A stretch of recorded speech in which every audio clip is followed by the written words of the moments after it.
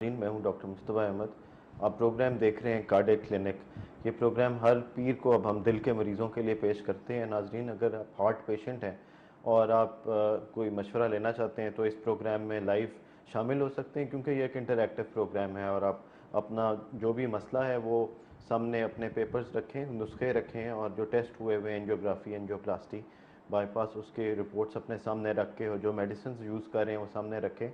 अपने सवाल लिख लीजिए या याद कर लीजिए और फ़ौरन सवाल करके प्रोग्राम में शामिल हो सकते हैं और हमसे लाइव प्रोग्राम में मशवरा ले सकते हैं। प्रोग्राम में शामिल होने का बहुत ही आसान तरीका है नाजरीन। मैं टेलीफ़ोन नंबर बता देता हूँ। टेलीफ़ोन नंबर है 051-945-0030। नंबर रिपीट कर देता हूँ, नंबर है 051-945-0030। नाजरीन, हम जैसा कि जानते हैं कि जो पेशेंट दिल के होते हैं, जिनको स्टेंट पड़े होते हैं या बाईपास जिनका हुआ होता है या वैसे उनको दिल की बीमारी है, उनके लिए दवाइयाँ खाना बहुत ज़रूरी है। और जो लोग मेडिसिन वक्त पे लेते हैं वो बीमारी को अच्छा सा कंट्रोल कर लेते हैं और वो एक हेल्दी लाइफ गुजार सकते हैं। यहाँ पर यह भी ज़रूरी है कि खाने पीने की भी एहतियात की जाए और दिल के मरीज़ जो हैं उनको स्पेशल डाइट का इस्तेमाल करना पड़ता है, जिसकी वजह से उनके स्टेंट या बाईपास चलते रहते हैं और वो एक हेल्दी लाइफस्टाइल गुजार सकते हैं। क्योंकि छोटी सी भी गलती और छोटी सी भी कोताही आपके स्टेंट या बाईपास को बंद कर सकती है और दोबारा से हार्ट अटैक का अल्लाह खुदा न खास्ता सबब बन सकती है।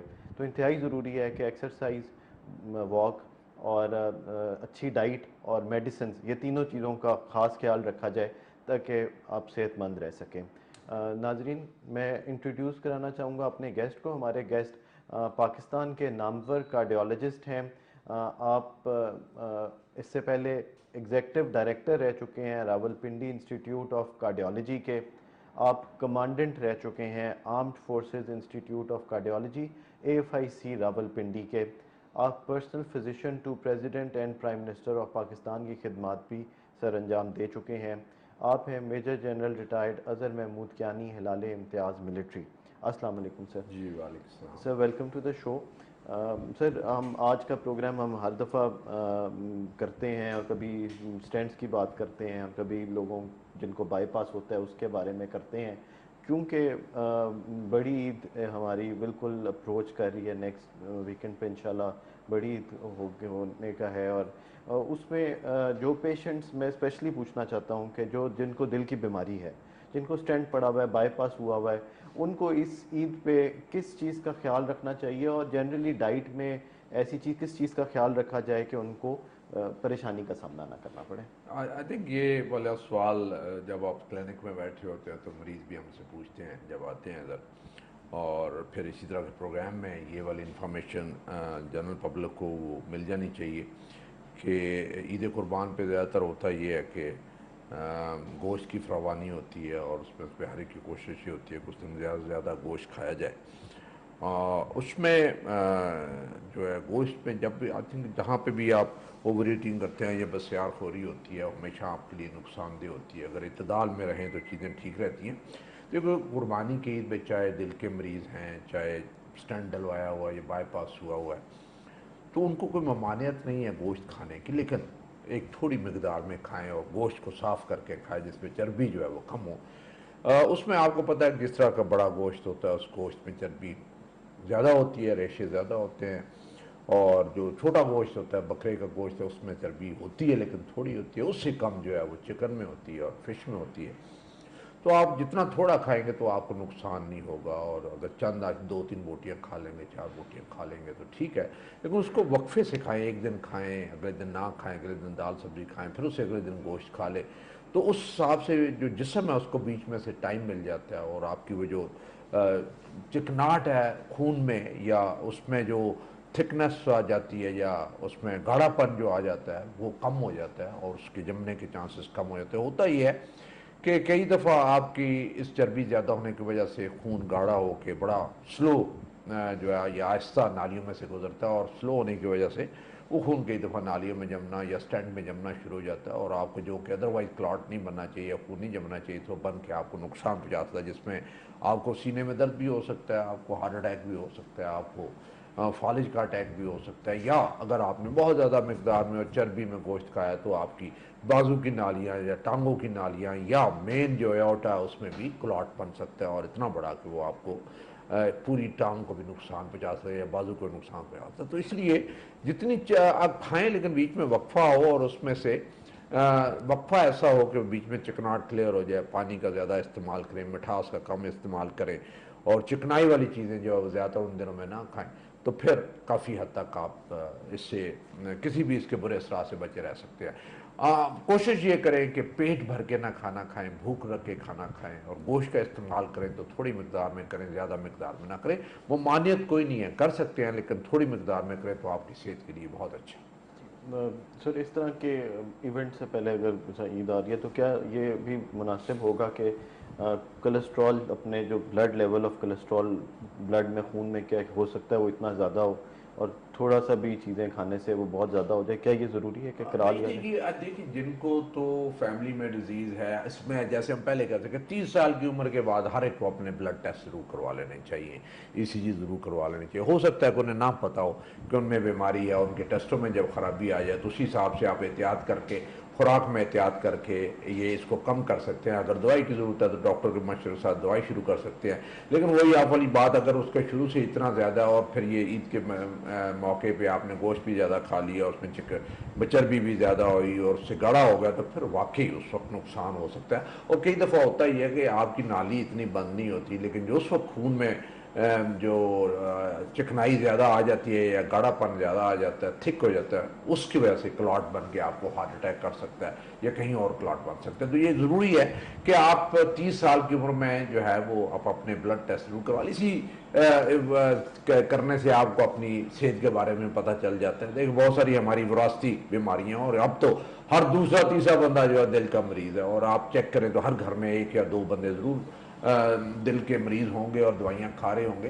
तो वो अगर वहाँ पे घर में अगर दिल का मरीज है तो ज़्यादातर इम्कान है कि बच्चों में ये बीमारी ट्रांसफ़र होगी, और उसमें से ज़रूरी है कि अगर आपको शुरू में टेस्टों का पता हो तो उसी हिसाब से आप मुस्तबिल में अपने खुराक का, अपनी वर्जिश का और अपने वज़न का ध्यान कर सकते हैं, कंट्रोल कर सकते हैं। और अगर सिगरेट नोशी करते हैं तो उसे बंद कर देना चाहिए, और फिर अगर ज़्यादा हो तो फिर डॉक्टर के मशवरे के साथ अगर दवाई की ज़रूरत है तो दवाई का इस्तेमाल करना चाहिए। सर, वैसे हम लोग देखते हैं कि जब इस तरह के मौके होते हैं कई दफ़ा ओवर ईटिंग भी हो जाती है, और जिस तरह कई लोगों को मैदे की और एकदम से जलन शुरू हो जाती है और तबीयत कई दफ़ा बहुत ज़्यादा ख़राब होती है, तो क्या कोई ऐसा हार्ट अटैक भी है जो इस तरह के मौक़ों पे इग्नोर ना किया जाए? अगर इस तरह के सिम्टम आए तो उसको मैदे का ना समझ के वक्त ज़ाया ना किया जाए और फ़ौरन अस्पताल की तरफ जाया जाए? बिल्कुल, आई थिंक ज़्यादातर हमारे मरीज़ जो हैं इस हार्ट अटैक के साथ बहुत लेट आते हैं। जी वो हमने 2 दिन तो मैदे का बनाया रखा, डॉक्टर ने भी कहा जी मैदे की तकलीफ़ है। उसमें होता ये है कि आपको मैदे में या पेट में दर्द होता है, और उसके साथ जलन या घबराहट या पसीना होता है, और आपकी तबीयत ठीक नहीं होती, आपका दिल करता है कि आप क्या करें, और खाना हज़म नहीं होता और घबराहट होती है। तो वो एक जिसे हम इन्फीरियर एमआई कहते हैं, या वो बाकी जो राइट कॉर्निया आर्टरी या सर्कमफ्लेक्स से जो कई दफ़ा हार्ट अटैक होता है, तो वो इस तरह का होता है कि उसका सीने में दर्द नहीं होता है, ज़्यादातर पेट में दर्द होता है, और कई दफ़ा वो सीने में आता है, कई दफ़ा नहीं आता, लेकिन साथ साथ उसमें घबराहट और पसीना होता है और आपकी तबीयत ठीक नहीं होती।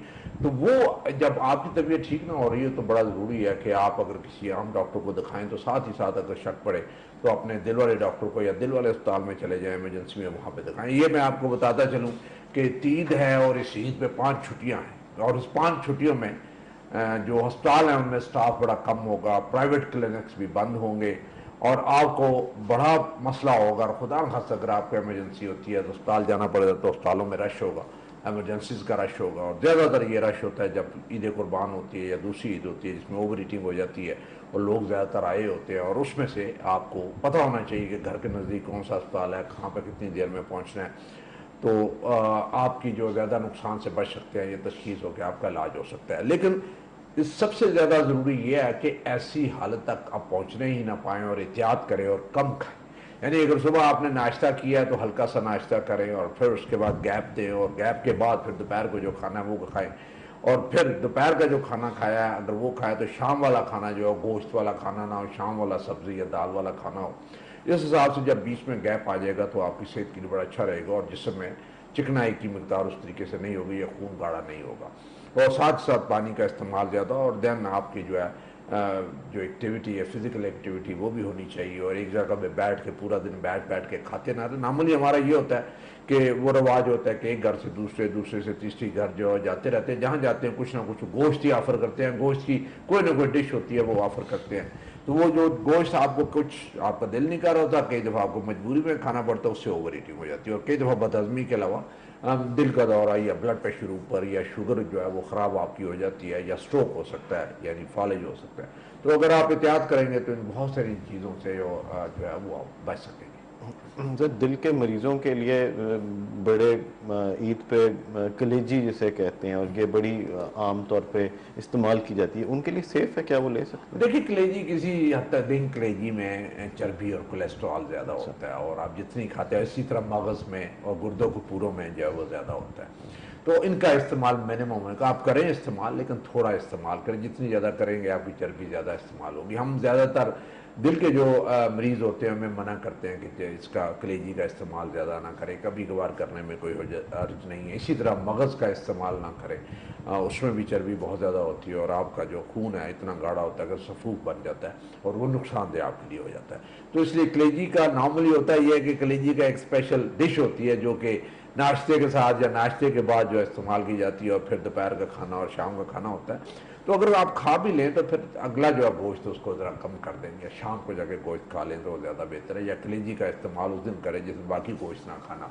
इस तरह की चीज़ें अगर आप एहतियात करें तो ये जो हमारी जो मुख्तलिफ़ किस्म की एमरजेंसीज बनती हैं वो इनसे आप बच सकते हैं। ठीक है सर, जैसे आपने बताया कि ईद के दिनों में स्पेशली ईद के जब शाम रात आती है तो बहुत सी एमरजेंसीज आने लगती हैं, और हमने देखा है कि हमारी एमरजेंसीज जो है वो कार्डियक पेशेंट से भर जाती हैं, और आमतौर पे हार्ट अटैक के मरीज़ बहुत ज़्यादा रिपोर्ट करने लगते हैं। ऐसी सूरत हाल में सर कोई ऐसी मेडिसिन जो आप वैसे भी बताते हैं कि इमरजेंसी में किसी को अंजाइना की तकलीफ़ हो, पहले तो ये बता दीजिए कि किस किस्म की तकलीफ़ अंजाइना की होती है और वो हार्ट अटैक की निशानी है, और फ़ौरन अस्पताल पहुंचना चाहिए, और फर्स्ट एड क्या जो घर में होनी चाहिए sir? Ji ji, I think जो दिल के मरीज हैं उन्हें तो पता चल जाता है कि सीने में प्रेशर होगा, दबाव होगा, गले पे दबाव हो सकता है, या जबड़े पे दबाव हो सकता है, जबड़े में दर्द हो सकता है, बाजुओं में दर्द हो सकता है, पेट में दर्द हो सकता है, या पीछे ऊपर वाली बैक में दो कंधों के दरमियान में वहाँ पे दर्द हो सकता है, घबराहट हो सकता है। लेकिन ये उस दिन ये जो सिम्टम्स हैं सारे मिक्स्ड होते हैं, क्योंकि उस दिन इतना ज़्यादा खाया होता है कि कई दफ़ा मैदे की वजह से मसला हो जाता है। लेकिन वो तकलीफ जो आपको घबराहट पैदा करे और पसीना आपको आ जाए और तबीयत आपकी ठीक ना हो, फिर फ़ौरन अस्पताल पहुँचे और एक दफ़ा ज़रा उसका तशखीस ज़रूर करवा लें। घर में अगर आपके ज़ुबान के नीचे रखने वाली गोली और आपको सीने में दर्द होता है तो एंजासिड जो है वो आप ज़ुबान के नीचे रख लें, और साथ ही साथ अगर डिस्प्रिन घर में पड़ी है तो उसे चबा के खा जाए। इन गोलियों से अगर आपको दिल की तकलीफ नहीं होगी तो कोई नुकसान नहीं होगा, लेकिन अगर कुछ होगी तो ये काफ़ी आपकी मदद करेंगी। बाय द टाइम आप अस्पताल पहुँचेंगे तो उस वक्त तक ये अपना काम ज़्यादातर कर चुकी होंगी। इसी तरह पानी वगैरह का इस्तेमाल ज़्यादा करो, और इन दिनों में ईद के दिनों में कोशिश करेंगे अगर आपको शुगर है तो मीठी चीज़ ना खाएं, शुगर को कंट्रोल करके रखें। ब्लड प्रेशर है तो नमक वाली ज़्यादा कोई चीज़ ना खाएं, चिकनाई वाली ज़्यादा ना खाएं। अपनी दवाइयाँ जो उस दिन हैं अपनी शुगर और ब्लड प्रेशर की वो बाकायदगी से लें। दिल की दवाइयाँ तो वो ज़रूर लें, सुबह सवेरे उठ के नाश्ते के साथ नाश्ता हल्का करें, दवाइयाँ ले लें, और फिर उसके बाद नमाज़ पढ़ने जाएँ, और दिन के वक्त भी अपनी जो खाना पीना है वो ज़रा हल्का रखें। ठीक है सर, एक कॉलर प्रोग्राम में शामिल करते हैं। अस्सलाम वालेकुम। वालेकुम अस्सलाम। जी, कौन और कहाँ से बोल रही हैं? जी, मैं दुआ लाहौर से बात कर रही हूँ। मैंने एक दिन पहले भी आप लोगों से बात की थी। जी जी, सवाल कीजिएगा। मैं पिछले वीक भी मैं बात करना चाहती थी, लेकिन उस दिन आपकी जगह एक न्यू थे, जी जी जी तो बस मैं कॉल नहीं कर सकती, लाइट भी चली गई थी। जी, तो मैंने अभी बात करी थी, लेकिन डॉक्टर साहब अस्सलाम वालेकुम। जी वालेकुम सलाम जी। वाले डॉक्टर साहब ने तो आज जो मैंने पूछना था वो सारा कुछ चीज के हवाले से बता दिया है। तो डॉक्टर साहब थैंक यू। मुझे 3 स्टेट डले हुए और मैंने आपसे पहले बात की थी। जी तो जी मैंने ये भी बताया था कि मेरा सांस का मसला है और जो मेडिसिन अब ज्यादा हो रहा है, तो मतलब ये कि मैं जो मेडिसिन यूज करती हूँ मैंने सारी बता दी थी, रिवेस्टा और बॉर्डर लाइन पे शुगर है तो ग्लूकोज और तीसरी गोली, मतलब 3 बस मेडिसिन मैं इस्तेमाल करती हूँ। जी जी और जिस तरह से मतलब डॉक्टर साहब ने हिदायत बता जी, नाम दवाइयों के नाम बताती जाएं। रोवेस्टा, ग्लूकोफेज आपने बोला, और और लिवर लिवर जी जी समझ आ गई होगी आपको। जी जी, सवाल कीजिए। तो वो मैं डॉक्टर से पूछना चाह रही थी कि डॉक्टर साहब आपने ईद के हवाले से बता दिया, असल में बहुत गुड कुकर, बहुत अच्छा खाना बनाती हूँ और मेरी कलेजी जो है सबको बेहद पसंद है। और डॉक्टर साहब आप यकीन करें मैं तरसती हूँ, कलेजी मुझे मेरे बच्चे खाने नहीं देते, उन्हें पता है कि हार्ट पेशेंट के लिए ये अच्छी नहीं है। तो मेरा दिल चाहता है कि मैं कभी बनाऊँ अगर जैसे घर वालों के लिए, तो मैं थोड़ी सी खा सकती हूँ। ठीक है, बहुत शुक्रिया सवाल करने का। और जी जी, बहुत शुक्रिया सवाल करने का। आपके सवाल का जवाब लेते हैं सर। ये हार्ट पेशेंट है, दोबारा इन्होंने लाहौर से कॉल की और उन्होंने शुक्रिया अदा किया, आपने बड़ी अच्छी ब्रीफ कर दिया शुरू में प्रोग्राम के कि क्या चीज़ें खानी चाहिए और क्या नहीं खानी चाहिए। इनके 3 स्टेंट पड़े हुए हैं और ये मेडिसिन रेगुलर खा रही हैं। कब वही क्वेश्चन वही, अगर कभी दिल करे जैसे खाना पकाते हुए कोई इस तरह की चीज़ पका रही हैं तो ये थोड़ी बहुत यूज़ कर सकते हैं कि नहीं कर सकती? जी जी बिल्कुल, देखें कोई चीज़ टोटली ममनू नहीं होती और आप खाते हुए कुछ खाना चाहें तो खा सकते हैं। और उस मैंने जैसे पहले कहा कि मिकदार ज़्यादा नहीं होनी चाहिए, ओवर ईटिंग नहीं होनी चाहिए। और बाकी आप जो खाने वाले देखें, हम जब आपको मना करते हैं कि फ़लाँ चीज़ नहीं खानी, फ़लाँ चीज़ नहीं खानी, उसका ये मतलब नहीं होता कि हरगिज़ ना खाएं। वो खा सकते हैं लेकिन उसका वक्फा बढ़ा दें। और क्योंकि वो फ्रिक्वेंसी अगर कम हो जाएगी तो उसका वो जो बुरे असरात अगर होंगे भी तो वो ऐसा ऐसा वो ठीक हो जाएंगे और दवाइयाँ जो है और वो उसका जो है वो ध्यान कर लेंगी। लेकिन अगर आप डेली ये काम करेंगी और फिर हालत खून की ऐसी हो जाएगी जिसमें चिकनाई ज़्यादा हो जाएगी तो फिर आपको नुकसान हो सकता है। इनको 3 स्टेंट डले हुए हैं, ये बड़ा ज़रूरी है कि इसमें जो खून पतला करने वाली दवाइयाँ हैं, कुछ हम नॉर्मली ये करते हैं कि जब स्टेंट डलते हैं तो साल के बाद कहते हैं जी को 2 ब्लड थिनर देते हैं, क्लोपिडोग्रिल एस्प्रिन होती है, और फिर साल के बाद हम कहते हैं जी क्लोपिडोग्रिल या लोप्लेट वगैरह ये बंद कर दें और एस्प्रिन को जारी रखें। इनको चाहिए कि इनको 3 स्टेंट डले हैं, ये कोशिश करें कि दोनों ही जो ब्लड थिनर है वो इस्तेमाल करती रहें तो इनके लिए बेहतर होगा। जितने नंबर स्टेंट्स ज़्यादा होते हैं उतने ही चांसेस होते हैं कि अगर आपका खून थोड़ा सा भी गाढ़ा हुआ तो किसी ना किसी स्टेंट में क्लॉट बन सकता है या सारे स्टेंट्स में क्लॉट बन सकता है। तो इसलिए बेहतर है कि 2 ब्लड थिनर जो है वो एक से ज़्यादा जिनको स्टेंट होते हैं अगर वो दोनों ही ब्लड थिनर जारी रखें तो ज़्यादा फ़ायदा है उसमें। अगर खुदा न खास्ता कहीं उनकी वजह से कोई प्रॉब्लम हो तो फिर डॉक्टर साहब के मशवरे से एक उनमें से जो खून पतला करने वाली दवाई जो है वो आप बंद कर सकते हैं। सर एक और, ठीक है, कॉल ड्रॉप हो गई है शायद। सर मेडिसिन आपने बोला कि खानी बहुत ज़रूरी है, वो एक कॉलर और है सर, शामिल कर लेते हैं। अस्सलाम वालेकुम। हेलो हेलो, लाइन ड्रॉप हो गई है। वॉक और एक्सरसाइज ये भी सर एक इंतहाई ज़रूरी हिस्सा है और इसको भी ज़रूरी है कि आप अगर वॉक एंड एक्सरसाइज करें। इसका क्या फ़ायदा है दिल वालों के लिए? देखिए अभी आप जब वॉक करते हैं तो उस वॉक से आपका मैदा भी खाली होता है और जो चिकनाई है काफ़ी हद तक वो कंज्यूम हो जाती है और फिर आपकी जो सर्कुलेशन है वो काफ़ी ठीक होती है। पानी का ज़्यादा इस्तेमाल वो भी आपके लिए बहुत बेहतर होता है। और एक्सरसाइज जो है वो हमेशा आपके दिल के लिए और अदरवाइज जिस्मानी जो नशो नुमा के लिए और पट्ठों के लिए बहुत बेहतर होती है। वो उसका आप एक नुस्खे के तौर पे कम से कम हफ्ते में 5 दिन तो ज़रूर किया करें, आधे घंटे से 1 घंटे तक ज़रूर करनी चाहिए। और स्पेशली इन दिनों में, ईद के दिनों में आपने जब ज़्यादा खाना खाया हो तो ज़रूरी है कि अब चल के उस खाने को हज़म करने की कोशिश करें। लेकिन अगर आपको खाना चलते हुए सीने में दर्द या बोझ महसूस हो या भारीपन महसूस हो तो उस वॉक को रोक दें और जब पेट हल्का हो जाए तो फिर सुबह वॉक करें। नॉर्मली मैं हमेशा दिल के मरीजों को कहता हूँ कि खाने के बाद 2 घंटे इंतज़ार करें और उसके बाद वॉक कर सकते हैं, या फिर अगर आप अपने वॉक करनी भी है तो खाने से पहले वॉक कर लें फिर वापस आके खाना खा लें। नॉर्मली हमारी आदत होती है कि हम खाना शाम का खाते हैं और साथ ही वॉक शुरू कर देते हैं। तो उस पर जो दिल के मरीज़ होते हैं या दिल की नालियाँ जिनकी बंद होती हैं उनको एंजाइना या दिल का दर्द शुरू हो जाता है और कई दफ़ा इस तरह वॉक करने से हार्ट अटैक भी हो सकता है। तो इसलिए या आप खाना खाने से पहले वॉक कर लें या अगर खाना खाया हुआ है तो उसके 2 घंटे के बाद वॉक करें। सर ये भी एक बड़ा कॉमन सवाल है और लोग बड़े कंफ्यूज रहते हैं कि जब खाना पकाया जाए तो उसके अंदर घी का क्या इस्तेमाल किया जाए। कुछ लोग देसी घी इस्तेमाल करते हैं, कुकिंग ऑयल फिर कहते हैं कि बेहतर है, या सरसों का तेल बेहतर है। तो जब भी कुकिंग की जाए कितना तेल इस्तेमाल किया जाए और पकाते हुए, और ये कौन सा तेल बेहतर है दिल के मरीजों के लिए? देखिए मैं तो वो कहता हूँ कि वो तेल और वो घी बेहतर है जो आपकी नज़रों के सामने बना हुआ हो। बाकी तो मिलावट वाला अंसर तो हर जगह पे होता है। तो उसमें से ज़्यादातर जो नबाताती तेल है, वेजिटेबल ऑयल्स है, डालडा घी वगैरह नहीं है, जो नबाताती आयल था जिसमें सूरजमुखी का हो गया, मकई का हो गया और कनोला का हो गया, ये वाले तेल ऐसे, या जैतून का तेल हो गया, ये ऐसे तेल हैं जिनमें कोलेस्ट्रॉल होता है लेकिन कम होता है और इसको कम मिकदार में इस्तेमाल करना चाहिए। इतना करना चाहिए कि आपकी तरकारी या जो भी खाना हांडी बनी है उसमें वो नज़र ना आए, नज़र आए तो बहुत थोड़ा नज़र आए, वो वाला अगर आप इस्तेमाल करेंगे तो फिर बहुत बेहतर होगा। मैं नॉर्मली कहता हूँ अभी जैसे सरसों का तेल है, कनोला का तेल है, देसी घी हो गया, ये जो घर में बनते हैं जिसमें मिलावट नहीं होती वो सबसे बेहतर है, या उनमें पता होता है कि उसमें क्या चीज़ है और वो उसमें जो आपको नुकसान भी है वो बड़ा कम होता है। दूसरा जो घर का बना हुआ होता है ज़रा कंपैरेटिवली सस्ता होता है, देसी घी घर का बना, उसमें कोई मिलावट नहीं होती, खालिस देसी घी होता है, लेकिन उसकी भी क्वांटिटी जो है वो बहुत थोड़ी होनी चाहिए कि हांडी में एक चावलों वाला चमचा, जो पूरे घर की हांडी में एक चावलों वाला जो चमचा है उतना घी डालना चाहिए, उतना तेल डालना चाहिए और उससे जो है हांडी बने वो आपके लिए नुकसानदेह नहीं होगी, वो बेहतर होगी आपके लिए।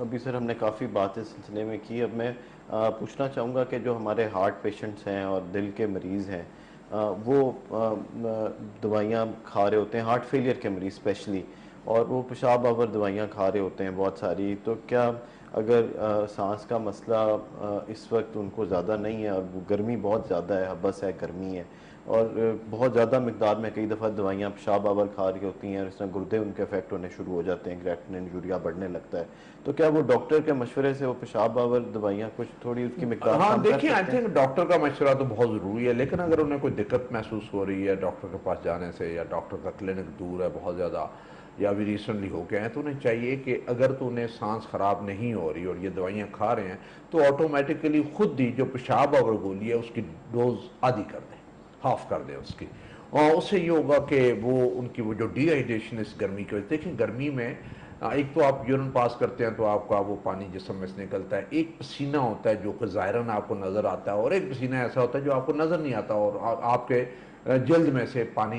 निकल रहा होता है, उससे डिहाइड्रेशन हो जाती है। अगर आप पसीना भी निकल रहा हो, गर्मी भी हो और साथ आप एक पेशाब आवर गोली भी ले लें तो उससे गुर्दों पे नुकसान हो सकता है, जैसे आप कह रहे थे कि यूरिया क्रिएटिनिन ऊपर चली जाती है और कई दफ़ा रीनल फेलियर हो जाता है। तो ऐसे मरीज नॉर्मली हम ये करते हैं कि गर्मियों में ये जो हार्ट फेलियर वाले मरीज होते हैं इनकी पेशाब आवर जो गोली होती है उसकी मिकदार ज़रा कम कर देते हैं, यानी अगर 40 मिलीग्राम स्पायरोमाइड या लेजोराइड खा रहे हैं या लेसिक्स खा रहे हैं तो उसकी आधी गोली कर देते हैं, और अब उस आधी गोली से भी वो ठीक ठाक रहते हैं और उनको कोई चलने फिरने से सांस नहीं फूलती, तो फिर ये कर देते हैं कि आधी गोली एक दिन छोड़ के खा लें, एक दिन खाएं एक दिन ना खाएं, और अगर कहीं सांस दोबारा फूलनी शुरू हो जाए तो फिर वापस अपनी ओरिजिनल डोज पे चले जाएं। सर एक छोटी सी कमर्शियल ब्रेक का टाइम है, नाजरीन हाजिर होते हैं छोटी सी ब्रेक के बाद। नाजरीन आप प्रोग्राम देख रहे हैं कार्डियक क्लिनिक, हमारे साथ एक कॉलर ऑनलाइन है, मसूद साहब ने इस्लामाबाद से कॉल की है। मसूद हमारी आपसे बात हो रही है, लाइन पर हैं आप? जी जी जी जी। आपने बताया आपको 2 महीने पहले पेस मेकर डला और साथ पल्मोनरी एम्बोलिज्म की शिकायत हुई और उसके बाद अभी आपको सांस चढ़ता है, आप ये बता रहे थे? ये जी जी। तकलीफ समझ नहीं सर, क्या आवाज बहुत कम। जी जी, अभी आपको क्या तकलीफ होती है? सर मैं आप ये कर रहा हूँ 30 लेकर डालने के बाद तकरीबन कुछ दिनों के बाद मुझे जो आप पल्मोनरी एम्बोलिज्म बीमारी कह रहे थे, जी जी जी जी, सांस की तकलीफ थी वो हो गई थी सर, ठीक हो गया। तो उससे जो ना महीना हो गया है सुधार हुए मुझे तकरीबन, पर अभी जैसे छींक आ जाए या लंबा सांस लो या ये छाती में या ये लेफ्ट साइड दिल वाली साइड जो है इस तरह तकलीफ होती है। ठीक है, अभी आप खून पतला करने वाली कौन सी दवाई इस्तेमाल कर रहे हैं? पहले सर नौकरीन दे रहे थे मगर अभी को डीएल मुझे अभी नाम नहीं उसमें याद पर ब्लड प्रेशर की जाए खून पतला देना, ये 2 ही ठीक हो गया। और दवाई आप लगातार इस्तेमाल कर रहे हैं? जी जी सर लगातार, अभी उन्होंने बोला ये 6 महीने तकरीबन इस्तेमाल करने लगा था। ठीक है, और आपको अब वॉक वगैरह करते हैं या नहीं करते? नहीं सर अभी नहीं कर। और उसकी क्या वजह, कोई और मसला भी था? नहीं सर अभी और कोई मसला नहीं कर रहा हूँ। पहले दिन जब छुट्टी दी थी डॉक्टर साहब ने तो कहा था कि यार कभी रेस्ट करती है ज्यादा से ज्यादा, तो वो ये नहीं अब कर रही। ठीक हो गया। आपके कोई स्पेशल टेस्ट भी तो उन्होंने नहीं कराए, ये खून जो पल्मोनरी एम्बोलिज्म हुआ उसके बाद कि आपको ये क्यों हुआ है और आपका कोई जिसम में क्लॉटिंग का मसला नहीं है, कोई टेस्ट तो नहीं कराए थे उन्होंने? काफी किए थे, सिटी एनजीओ हुई थी, सिटी एनजीओ हुई थी, ठीक है, और ये अपना अल्ट्रासाउंड टांगों का और दूसरा। ठीक है, ठीक है, बहुत शुक्रिया कॉल करने का। आपके सवाल का जवाब लेते हैं। सर मसूद साहब से इस्लामाबाद से पल्मोनरी एम्बोलिज्म का शिकार हो गए थे और अभी मेडिकल ट्रीटमेंट अपनी जारी रखे हुए हैं। कुछ थोड़ा सांस चढ़ता है, कभी कभी थोड़ी दर्द होती है, इस बारे में पूछना चाहते थे। हाँ जी, ये आई थिंक काफ़ी ख़तरनाक किस्म की कंडीशन है पल्मोनरी एम्बोलिज्म, और इसमें खून का एक लोथड़ा या क्लॉट बनता है और दिल के दाएं तरफ जो है वो खाने में, दिल के खाने में चला जाता है या लंग्स में चला जाता है और फिर वहाँ से लंग पूरे को बंद कर देता है और उसमें से कई दफ़ा आपकी दिल की धड़कन तेज़ होती है, कई दफ़ा ब्लड प्रेशर ड्रॉप होता है, दिल बंद हो सकता है, सांस बंद हो सकता है। और ये बड़ा ज़रूरी है कि जब इस तरह की कंडीशन हो, आपको सांस फूलना शुरू हो जाए, दिल की धड़कन तेज़ हो जाए और सीने में दर्द हो जाए और सांस रुकना शुरू हो जाए तो फ़ौरन अस्पताल पहुँचे। और वहाँ पे जो वो शक जो है होता है कि ये पल्मोनरी एम्बोलिज्म तो नहीं है, तो उसमें से कुछ ब्लड टेस्ट होते हैं और फिर जो सबसे ज़रूरी टेस्ट होता है वो CT-PA होता है, यानी CT स्कैन करवाते हैं पल्मोनरी आर्टरी का और उसमें देखते हैं कि खून जमा हुआ तो नहीं है, और जमा होता है तो फ़ौरन इमरजेंसी ट्रीटमेंट होती है जो कि लाइफ सेविंग होती है। और जब वो देते हैं तो वो फ़ौरन कई दफ़ा क्लॉट डिसॉल्व होता है और आपको इमरजेंसी बनने से रुक जाता है। और आपको जब भी इस तरह के सिम्टम्स हों और सांस ना आ रही हो और सीने में दर्द आ जाए और दिल की धड़कन तेज़ हो जाए तो फ़ौरन जो नज़दीक तरीन अस्पताल है वहाँ पे पहुँचे ताकि आपकी ट्रीटमेंट जो है वो शुरू हो जानी चाहिए। इसके लिए बाद में जो है जब वो खून पिघल जाता है फिर उसके खून पिघलाने के लिए जो ब्लड थिनर है वो दवाइयाँ कुछ शुरू की जाती हैं जो 6 महीने से 1 साल खानी होती हैं आपने। वो डॉक्टर्स पे डिपेंड करता है कि कितना सीवियर प्रॉब्लम था। अगर पल्मोनरी एम्बोलिज्म हो तो 6 महीने नहीं बल्कि 1 साल आपको खानी पड़ती है, और अगर टांगों में सिर्फ खून जमा तो 6 महीने तक खा के फिर दवा देख सकते हैं दोबारा इवेंट तो नहीं। अगर दोबारा टांगों में क्लॉट बन गया तो फिर 1 साल तक, या अगर उसके बाद भी दोबारा बन गया तो फिर कई दफ़ा सारी उम्र आपको ब्लड थिनर जो है वो लेना पड़ता है। उसमें होता यह है कि आपके खून में खून जमने की सलाहियत बढ़ जाती है और ये दवाइयाँ खून पतला करने वाली है उस क्लॉट बनने से रोकती हैं और ये बड़ी इंपॉर्टेंट होती है। अभी ये जो इन्होंने सिम्टम बताया कि मुझे खांसने या सांस लेने से दर्द होता है, ये कोई चंद दिन रहता है क्योंकि वो क्लॉट बना होता है, थोड़ा सा फेफड़े पे असर होता है और ये दर्द खांसी या लंबा सांस लेने से दर्द होता है तो ये ऐसा ऐसा ये गायब हो जाएगा। आपने डॉक्टर साहब को जो उन्होंने आपको बताया हुआ टाइम, उस टाइम के हिसाब से रेगुलर उन्हें दिखाते रहे और अपने जो ब्लड थिनर वाले टेस्ट है PTI-NR वो भी आपका साथ साथ होता रहे और जिससे खुराक से वो बताएं कि इससे आप ज़्यादा इस्तेमाल इसका ना करें, उसको उस पर अमल करें। ठीक है सर, एक और कॉल ले लेते हैं। अस्सलाम वालेकुम। हेलो। अस्सलाम वालेकुम जी। जी वालेकुम सलाम। कौन और कहाँ से बोल रहे हैं? मैं खान बहादुर काजी से बात कर रहा हूँ जी। जी खान बहादुर साहब, सवाल कीजिएगा। अच्छा, सवाल ये है कि मुझे 60 के करीब मेरी उम्र है जी। और मुझे एक स्टंट डाला है और एक ये क्या कहते हैं बलून, किस तरह कोई मेडिकल ही है, जी। हम तो इतना समझते नहीं इसको। जी एक कहते हैं जी वो बलून मारा के क्या किया कुछ, बिल्कुल ठीक है। बाद में फिर उन्होंने कोई चेक करके फिर वो कहते हैं स्टंट डालेंगे। वो बड़ा मतलब राइट वाले हाथ से वो स्टंट डाला। जी तो मैं गोली खा रहा हूँ, एक लो प्लेट प्लस, एक वो ट्राईफोर्ड जी और एक सस्पेक्ट जी 2.6 जी इस तरह है। जी जी अच्छा, और एक कंकर जी जी रात को लेता हूँ जी और दूसरी जो है वो सुबह। ठीक है। तो ये कि हालांकि वाक थोड़ी बहुत कर ही लेता हूँ लेकिन तो आपको पता ही कराची में वाक की जगह भी इतनी कोई नहीं थी। जी जी तो कोई मतलब है, कभी होती है मुझे बड़े पसीने आते हैं, थोड़ी बहुत तकलीफ भी ऐसे शक लगता है, ये पता नहीं क्या है क्या, लेकिन ये है कि फिर मशवरा कर देंगे, डॉक्टर साहब कुछ बता देंगे। जी ये बताइए कि आपको स्टेंट कितना अरसा पहले? डॉक्टर साहब को बहुत बहुत सलाम। जी जी, आपको स्टेंट कितना अरसा पहले पड़ा है? ये जी 2 साल हो गए। 2 साल हो गए। और 2 साल से लो प्लेट प्लस जी और ये ट्राईफोर्ड और वो सस्पेक्ट। आपका आखिरी दफा जो दिल का एको हुआ है, दिल का अल्ट्रासाउंड हुआ है, उसमें दिल कितने % काम कर रहा है आपका? ये तो इतना मुझे पता नहीं गहराई में। चलने से जी, चलने पे सीने पे दर्द तो नहीं होता? जब चलते हैं तो छाती पे दबाव या दर्द तो नहीं आता? पता नहीं, इतना कभी कभी ऐसा महसूस होता है कि थोड़ा सा जैसे मुझे कोई ऐसे पसीना सा, जब मैं बात कर रहा हूँ अभी मुझे पसीना जो है वो है, गर्मी है कराची में लेकिन ये पसीना अभी भी थोड़ा लेकिन अल्लाह का अगर ही बैठा हूँ मैं, आपको कोई जी इतना जी नहीं। अगर सीढ़ियाँ चढ़नी पड़े तो आप आराम से चढ़ जाते हैं या तकलीफ होती है, रुक रुक के चढ़नी पड़ती है? नहीं, सीढ़ियों में थोड़ी सी तकलीफ होती है, ठीक है, चढ़ जाता हूँ, स्लो स्लो चढ़ता हूँ। ठीक है। आपने आखिरी दफा अपने कार्डियोलॉजिस्ट को कब दिखाया था? ये तकरीबन 20-25 दिन हो गए थे। ठीक है, क्या उन्होंने आपके कोई टेस्ट किए थे ये बातें सुनने के बाद? नहीं नहीं, टेस्ट कोई नहीं किए, ECG ना ही मुझे इतना कि मैं कहूँ मुझे कोई टेस्ट करके दें, लेकिन उन्होंने टेस्ट वेस्ट कोई नहीं ठीक। किए, ECG खाली हुई दवाइयाँ थी? दे दी, यार ये आप इस्तेमाल करते रहो, जी जी, कभी कभी आगे बीपी चेक करा लिया करो। ठीक।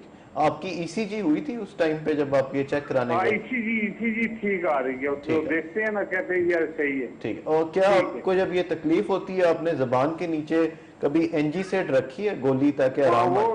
वो जिससे ये हुआ था ना, जब ये क्या कहते हैं, ये दौरा होता है क्या, मैं तो हम जी। तो इतना उसकी गहराई में नहीं जाते ना, जी, लेकिन डॉक्टर साहब ने उसने वो रखी थी, जुबान के नीचे रखी थी, एक स्प्रे सा भी मारा था। ठीक है। आप सिगरेट तो नहीं पीते हैं? नहीं नहीं, मैं कोई नशा नहीं करता हूँ, ब्लड सिगरेट प्रेशर बकवास नहीं। ठीक है। ब्लड प्रेशर आपका कंट्रोल रहता है दवाई के साथ? नहीं, वो मैं दवाई प्रॉपर खाऊं तो फिर मेरा कंट्रोल आ जाता है, दरम्यान में कभी देखता हूँ मेरा जिस्म कमजोर हो रहा है। ठीक। शुगर तो नहीं है आपको? नहीं, शुगर भी। ठीक है, बहुत शुक्रिया कॉल करने का। आप प्रोग्राम सुनते रहिए, आपके सवाल का जवाब लेते हैं। सर, खान बहादुर साहब ने कराची से कॉल की, 60 साल इनकी उम्र है और ब्लड प्रेशर के मरीज़ हैं। स्टेंट डले थे इनको 2 साल पहले, स्टेंट डला था, मेडिसिन खा रहे हैं। अभी इनको कुछ चेस्ट पेन और कुछ इनकी फंक्शनल कैपेसिटी कम हो गई है, पसीने भी कुछ ज़्यादा आते हैं। इस बारे में मशवरा करना आई चाहते हैं। थिंक एक स्टफ़ी वेदर है जो कराची का वेदर है, वो वहाँ पे ज़्यादातर हवस वगैरह का ज़्यादा सिलसिला होता है और उसमें गर्मी में पसीना भी ज़्यादा आता है। लेकिन जब मौसम बेहतर हो और मौसम ज़रा ठंडा हो जाए, या सुबह फजर के वक्त या शाम को मगरिब के बाद ये वॉक करके ज़रा देखें कि वॉक करने से सीने में तंगी तो नहीं आती, और अगर तंगी आती है तो फिर मेडिसिन को ज़रा एडजस्ट करने की ज़रूरत है। जो इन्होंने दवाइयाँ बताई हैं वो तो सारी दवाइयाँ हैं, वो हर चीज़ को कवर कर रही हैं। अगर इनका नालियों में किसी जगह पे रुकावट भी है या कोई एंजाइना वगैरह है तो ये सारी की सारी दवाइयाँ इतनी ज़्यादा हैं कि जो लुक आफ्टर कर सकती हैं।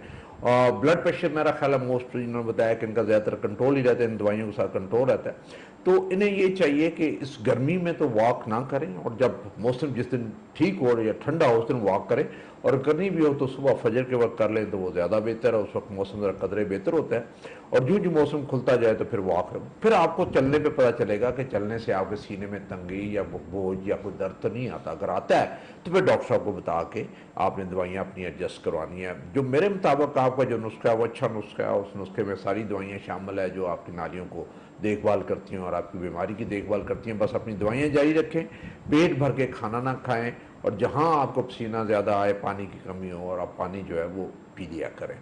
नींद अपनी 6 से 8 घंटे जो है पूरी करने की कोशिश करें। हाँ, रात को अगर गर्मी और बिजली चली जाए तो वो अलग बात है, फिर आपको जो भी टाइम मिले सोने का उसमें आप अपनी टोटल जो है 6 से 8 घंटे 24 घंटे में नींद है उसको पूरा करने की कोशिश करें। सर, ऐसे पेशेंट ये ओपीडी में आप भी बहुत से मरीज़ देखते हैं जो स्टेंट डलने के बाद या बाईपास के बाद कोई ऐसे टेस्ट हैं जो इनको कराते रहने चाहिए ताकि फिटनेस का पता चलता है? जी बिल्कुल। आई थिंक वो डॉक्टर साहब जिनके पास फॉलोअप के लिए जाते हैं, जिन्होंने स्टेंट डाला है, उन्हें पता है कि हर 3 महीने के बाद सर्टन टेस्ट करने हैं। और अगर कोई मरीज़ चेस्ट पेन का बताता है या उसी दिन चेस्ट पेन का बताता है तो चंद सर्टन एक टेस्ट हैं जो बताते हैं जी कि कोई प्रॉब्लम या कोई डैमेज तो नहीं हुआ।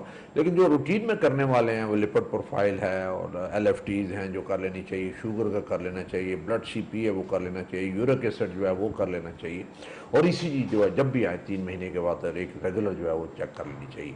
और ये फिर चेक करना चाहिए कि आपने पिछले 3 महीने में कितनी बार आपको एंजिसिड जो है इस्तेमाल करना पड़ी, उसकी ज़रूरत आई, और क्या जब आपने एंजिसिड इस्तेमाल की तो उससे आपका दर्द ठीक हो गया या नहीं हुआ, या वैसे ही दर्द था, मस्कुलर दर्द था और आपने एंजिसिड खा ली। बहुत सारी जो हमारे मरीज़ आते हैं जिनको स्टेंट डलते हैं और इलाज करते हैं, ज़्यादातर उनका जो होता है वो एंग्जाइटी होती है, खौफ होता है, बीमारी का खौफ होता है, स्टेंट बंद ना हो जाए और दोबारा ना ये बीमारी आ जाए, कोई और हार्ट अटैक ना हो जाए, तो वो आपने खौफ उनका ठीक करना होता है, उनको साइकोलॉजिकल रीअश्योरेंस देनी होती है कि नहीं हर चीज़ ठीक ठाक है, पहले आप अपना चेक करके ECG चेक करके सिम्टम्स सुन के हिस्ट्री पूरी लेके उसके बाद आप उन्हें बता दें कि ऐसा कोई चीज़ नहीं है। तो कई दफ़ा मरीज़ को बड़ा टाइम लगता है समझने में कि ये एंग्जाइटी ज़्यादा है और मसला कम है, जो मेरा मसला था वो स्टेंटों से या इलाज से ठीक हो चुका है। एक और कॉलर है हमारे साथ सर। अस्सलाम वालेकुम। शाम जी, मैं फरोज बात कर रहा हूँ इस्लामाबाद से। जी फरुख, सवाल कीजिएगा। मैं कहते कि एंजियोग्राफी मैं 2020 में करवाई थी, बिल्कुल नॉर्मल आई थी। जी जी एंजियोग्राफी जी 2020 में करवाई थी, 2 साल पहले, बिल्कुल नॉर्मल आई थी। अब पिछले चेस्ट पेन हो रही है मुझे, तो एंजियोग्राफी कितनी देर तक वैलिड रहती है? ठीक है। कितनी देर तक रहती है? आपने उम्र क्या बताई अपनी फरुख? 30 साल, 30 ईयर। 30 ईयर्स। 30 years। ठीक है, और वो बिल्कुल नॉर्मल आई थी एंजियोग्राफी? बिल्कुल नॉर्मल आई थी एंजियोग्राफी 2020 में, 2020 में बिल्कुल नॉर्मल आई थी। अभी आप एक्सरसाइज करते हैं कि नहीं करते? जी, एक्सरसाइज करता हूँ। शाबाश। और उसमें कोई मसला तो नहीं होता आपको? जी, उसमें चेस्ट पेन होती है। जी, चेस्ट पेन होती है, ठीक है। हल्की फुल्की पेन होती है या ज्यादा पेन होती है? ज़्यादा होती है, ज़्यादा पेन होती है। ठीक है। आपको शुगर या ब्लड प्रेशर तो नहीं है? नहीं, शुगर ब्लड प्रेशर स्मोकिंग तो नहीं करते? नहीं, स्मोकिंग नहीं करता। ठीक है। काम क्या करते हैं आप? Social media marketing, sorry? Social media marketing. ठीक हो गया। ठीक है। आपने कोई लास्ट टाइम ब्लड टेस्ट कब कराए हैं आपने?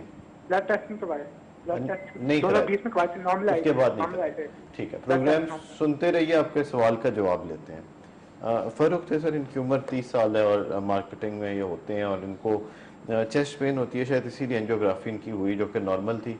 एक तो ये पूछना चाहते हैं, अगेन रीअश्योरेंस, लोगों को ये डर होता है कि शायद बीमारी वापस ना आ गई हो या ज़्यादा ना हो गई हो, उस वक्त नॉर्मल थी, ये कब तक नॉर्मल शरियाने रह सकती हैं? और दूसरी बात ये कि अभी इनको दोबारा पेन हो रही है, तो इनको क्या करना चाहिए? और देखिए, उसमें अगर आपका बिल्कुल नॉर्मल है और उसमें कोई माइनर डिजीज़ नहीं थी तो फिर आई थिंक आपको 5 से 10 साल तक जो है इंतज़ार करना चाहिए। और अगर आपको कहीं सिम्टम्स हो भी तो जो रूटीन के जो टेस्ट है जिसमें सारे ब्लड टेस्ट है, एको है और स्ट्रेस टेस्ट है, ETT एक्सरसाइज जो टेस्ट है, वो साल में एक दफ़ा ज़रूर करवा लेना चाहिए। अगर उसमें कोई इंडिकेशन आती है तो फिर आप बेशक फर्दर टेस्ट करवा लें, लेकिन इनको जल्दी एंजियोग्राफी की ज़रूरत नहीं है। और इनको जो पहले भी सिम्टम थे, उम्र इनकी काफ़ी थोड़ी आए थे, उसमें पता चल गया लकी कि उसमें से कोई ऐसा बीमारी या ब्लॉकेज वगैरह नहीं निकली। लेकिन इनको चाहिए कि अपनी जो एहतियात है वो जारी रखिए। इन्होंने नहीं बताया कि इनकी फैमिली हिस्ट्री हार्ट डिजीज़ की है कि नहीं है, वालदैन को, बहन भाई को, ददयाल ननियाल में किसी को दिल की बीमारी तो नहीं। अगर हो तो फिर चांसेस होते हैं कि अगले चंद सालों में आपको भी हो सकती है। और स्मोकिंग का जो है इनका वो स्मोक नहीं करते, बहुत अच्छी बात है।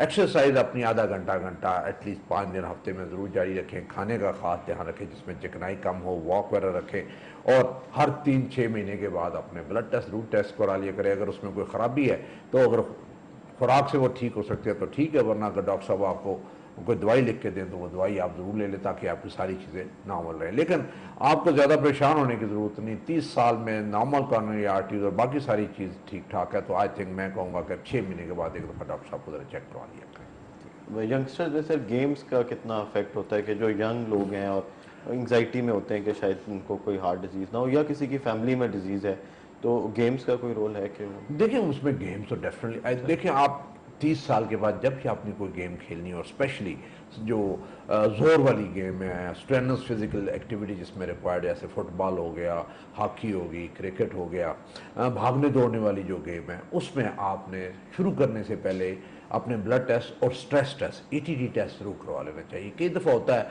कि आपको डिजीज़ का नहीं पता चलता है और जब आप एग्जर्ट करना शुरू करते हैं, वर्जिश शुरू करते हैं, ये गेम शुरू करते हैं, उस दौरान आप कोलैप्स हो जाते हैं। और बहुत ज़्यादा हमारे जो एथलेटिक हार्ट्स हैं वो जो पता चलता है कि बाद में जी कि उनको रिदम ख़राब हो गया या बेहोश हो गए या सांस फूल गई या कोलैप्स हो गए, इससे बचा जा सकता है अगर आपने अपने टेस्ट उस गेम शुरू करने से पहले सारे करवाए। और अगर वो नॉर्मल है तो आपकी एक बेस लाइन बन जाती है और फिर भी जब आप टेस्ट करवाने जाते हैं तो उससे कंपेयर कर लेते हैं कि जब आज से कुछ महीने पहले जो या साल पहले मैंने करवाए थे उन टेस्टों में क्या था और नए जो टेस्ट है उसमें क्या फ़र्क है। एक छोटे से कमर्शियल ब्रेक का टाइम है, नाज़रीन हाजिर होते हैं छोटी सी ब्रेक के बाद। प्रोग्राम देख रहे हैं कार्डियक क्लिनिक। आज के प्रोग्राम में काफ़ी डिटेल से बात हुई है खाने पीने के बारे में कि दिल के मरीज़ क्या डाइट ले सकते हैं और क्या, और एक्सरसाइज उसके बारे में।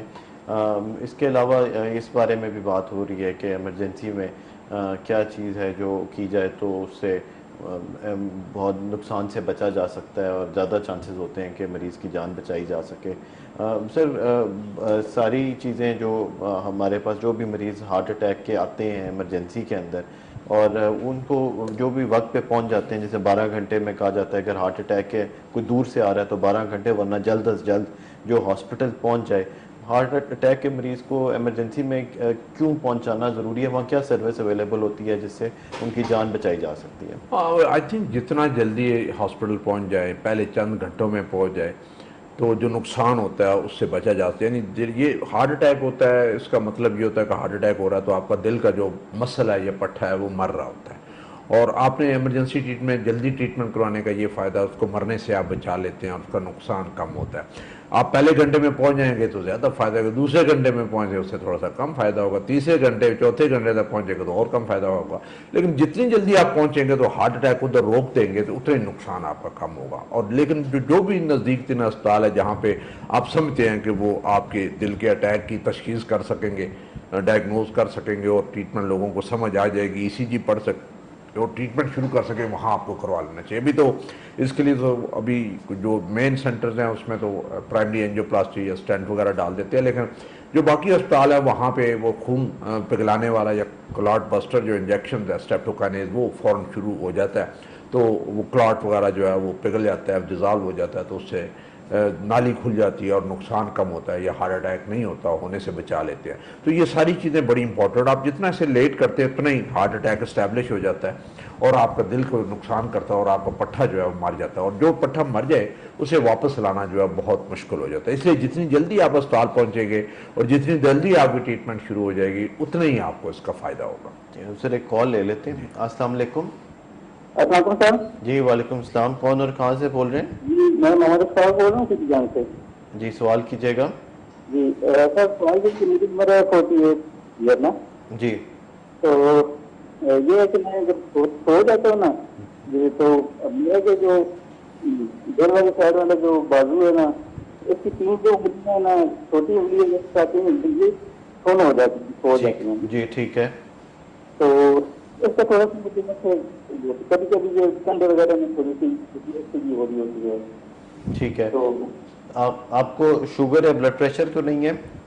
नहीं, ये कोई चीज नहीं थी अभी तक तो। जी, फैमिली में दिल की बीमारी तो नहीं आपके वालिदैन बहन भाइयों में? पहले सर मेरे आज बहुत हो गए थे। उनको किस उम्र में दिल की बीमारी हुई? जी, उनको शुगर हाई हो गया था ना, तो बाद में दिल का हुआ था कि हो गया था। ठीक है। आप सिगरेट नोशी वगैरह तो नहीं करते? जी नहीं, कुछ भी नहीं, सिगरेट वगैरह नहीं, बाहर कुछ भी नहीं। ठीक है। और वॉक एक्सरसाइज करते हैं कि नहीं करते? जी सही तो नहीं, तो करते हूँ मैं, आज नहीं करता हूँ। अच्छा ठीक है। और चलने फिरने पे कोई तकलीफ तो नहीं होती है, चेस्ट पेन? नहीं, मुझे सांस वगैरह नहीं है, बस सिर्फ कुछ देर में सो जाता हूँ ना, चाहे मेरा बंदी ऊपर हो जाए, नीचे मुझे 3 मिनट सो जाती है, आगे कौन निकल जाए कौन हो जाती है, तो सो जाती है। ठीक है। और गर्दन में दर्द तो नहीं होती? गर्दन मोड़ने पे दर्द तो नहीं होती? नहीं होती है। ठीक हो गया। ठीक है। आपने खून के टेस्ट कोई रिसेंटली कराए, अपने कोलेस्ट्रॉल का टेस्ट, दिल, बाकी टेस्ट? वो तो नहीं कराया। ठीक है। बहुत शुक्रिया कॉल करने का। प्रोग्राम सुनते रहिए, आपके सवाल का जवाब लेते हैं। मुझसे फ़तेह जंग से अशफाक साहब कॉल इन्होंने की और इन्होंने बताया कि इनकी सोते हुए छोटी उंगली सो जाती है और इनको ऐसे महसूस होता है कि जैसे उंगली सो गई है, और वैसे चलने फिरने पे इनको कोई ऐसा मसला नहीं है। ये पूछना चाहते थे क्या ये दिल का मसला हो सकता है? नहीं, ये दिल का मसला नहीं होता। कई दफ़ा होता है कि कहीं आप बाजू कहीं नीचे आ गया तो आपकी नर्व नीचे आ गई, और कई दफ़ा हाथ पूरा सुन हो जाता है, बाजू पूरा सुन हो जाता है, कई दफ़ा उंगली सुन हो जाती है, और कई दफ़ा आपके जो गर्दन के मोरे होते हैं वो उनकी बीच में जो स्पेस है वो थोड़ी हो जाती है, तंग हो जाती है, और उसमें जो अंदर से नर्व्स निकल रही होती हैं वो उन पर दबाव आ जाता है और उसकी वजह से ये सुन हो जाता है। और अगर आप तकिया पतला रखें, ऊंचा वाला तकिया ना रखें, तो बहुत सारे ऐसे मसले आपके ठीक हो जाते हैं। और कई दफ़ा ये वैसे ही सुन हो जाती है, मलते हैं वो ठीक हो जाती है। उसमें जो ज़्यादा इंपॉर्टेंट चीज़ है देखना ये है कि कहीं आपको शुगर तो नहीं है, जो अनडायग्नोज जा रही है और उसको आपने टेस्ट ही नहीं करवाया और आपको पता नहीं हुआ, इलाज नहीं हो रहा, तो यस उसमें हाथ पाँव कई दफ़ा सुन्न होने शुरू हो जाते हैं।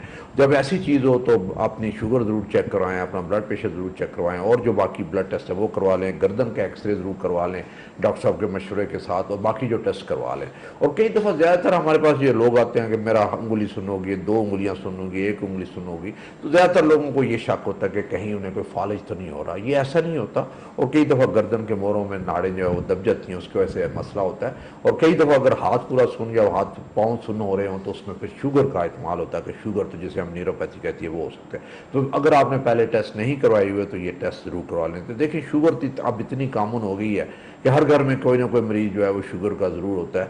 तो आपको अपने कभी ना कभी आई थिंक 20-30 साल के बाद एक दफ़ा अपनी शुगर ज़रूर, ब्लड टेस्ट जैसे मैंने कहा है कि शुगर का हो गया, लिपिड प्रोफाइल होगी, यूरिक एसिड हो गया, LFTs हो गए, ब्लड CP हो गए, ये सारे टेस्ट एक दफ़ा ज़रूर करवा लेने चाहिए। और अगर नॉर्मल है तो फिर 6 महीने के बाद फिर करवा ले। जहाँ अगर आपको ज़्यादा प्यास लगनी शुरू हो जाए, जहाँ आपको छोटा पेशाब ज़्यादा आना शुरू हो जाए, जहाँ रात को आपको 2-3 बार उठना पड़े पेशाब के लिए, तो इसका मतलब है कि ये देख लेंगे कहीं आपको शुगर तो नहीं है, तो शुगर के आपको टेस्ट ज़रूर करवा लेने चाहिए। तो एक और कॉल ले लेते हैं। अस्सलाम वालेकुम।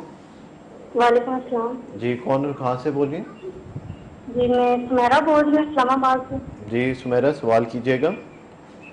सवाल करना है, मेरा ब्लड प्रेशर जो है ना हाई हो जाता है। जी ठीक है। तो हार्ट बीट जो है ना मेरी तेज हो जाती है। ठीक है। आपकी और उम्र? सांस किसी टाइम मेरी जो है ना ऐसे बंद होने लगती है और घबराहट होती है इतनी ज्यादा। आपकी उम्र कितनी है? मेरी होगी 34 ईयर। ठीक है। और आपकी हाइट और वेट कितना है?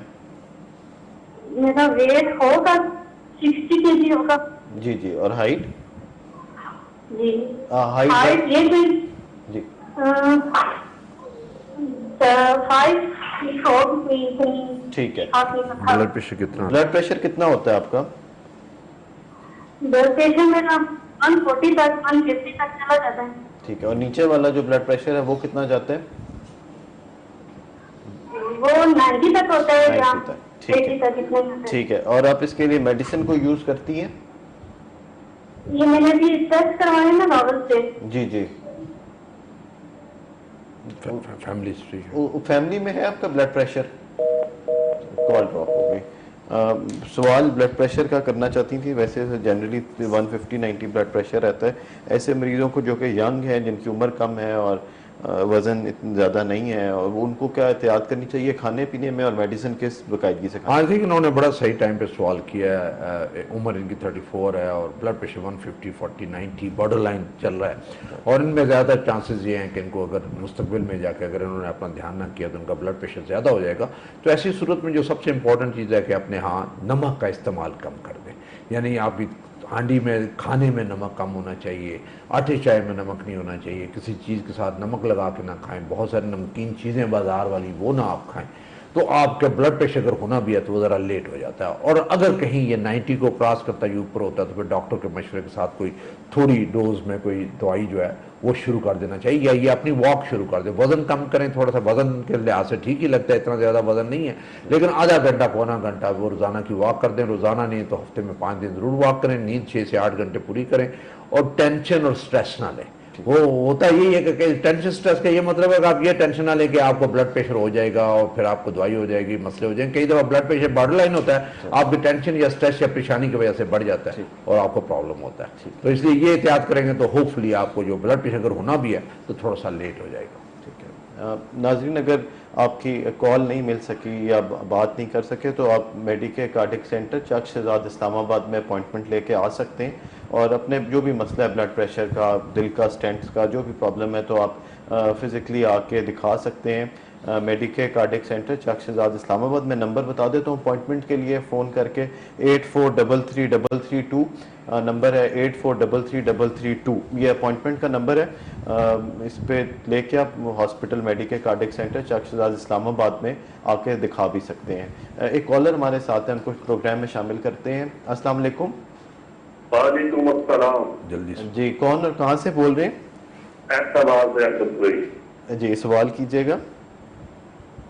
मेरे स्टंट डाले थे जर्नल साहब ने पहुंचना रावलपिंडी से, जी। रावल कार्डियोलॉजी में। ठीक हो गया? जी जी जन्नत, और इसके साथ डॉक्टर न्याजी साहब भी थे। जी जी ठीक तो है। मैं इनका बहुत शुक्रगुजार हूँ। मेरे 3 स्टंट डालने थे, बहुत के पैर हुई थी, इन्होंने अभी मेरे आपकी 3 डाले जी और अल्लाह का शुक्र है मैं बहुत ठीक ठीक है, सवाल जल्दी से कीजिएगा प्लीज।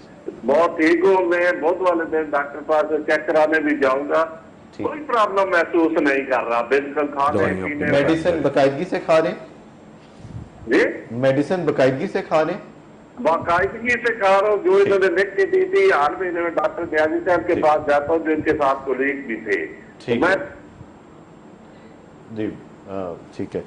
सर एबटाबाद से कॉल थी और स्टेंट ठीक काम कर रहे हैं और बिल्कुल ठीक है और मेडिसिन बाकायदगी से खा रहे हैं तो सर। बस यही चाहिए होता है कि आप अगर जब स्टंट डल जाएंगे तो अपनी दवाई ना छोड़ें जब तक नेक्स्ट टाइम अपने डॉक्टर को नहीं दिखा देते।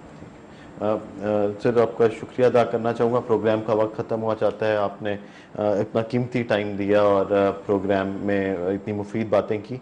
नाजरीन, उम्मीद है कि आपको आज का प्रोग्राम अच्छा लगा होगा और इस प्रोग्राम में आज हम बड़ी डिटेल से बात की कि खाने पीने में क्या एहतियात करनी चाहिए ईद के दिन। बड़े गोश्त, तली हुई चीज़ें, बारबेक्यू, कलेजी, इनसे परहेज़ कीजिए और कभी अगर खा भी लें तो बिल्कुल ऐसे चखने की नीयत से खाएं, ज़्यादा ना खाएं। छोटा गोश्त खा सकते हैं जो अच्छी तरह साफ़ हुआ हो और इसके अलावा बाकी सब्जियां, दालें खाएं। अगर एक टाइम पे गोश्त खा लें तो दूसरे टाइम में सिर्फ सब्जी दाल का इस्तेमाल करें ताकि वो हज़म हो जाए।